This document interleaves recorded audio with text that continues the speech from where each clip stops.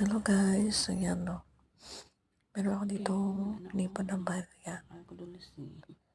So, bibilangin ko ito kung magkano lahat.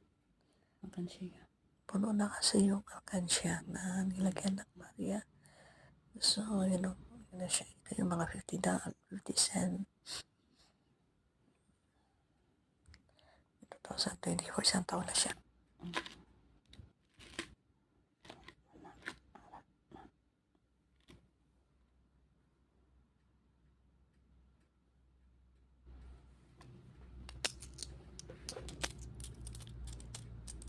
$1, 2, 3, 4, 5, 6, 7, 8, 9, $10 na siya.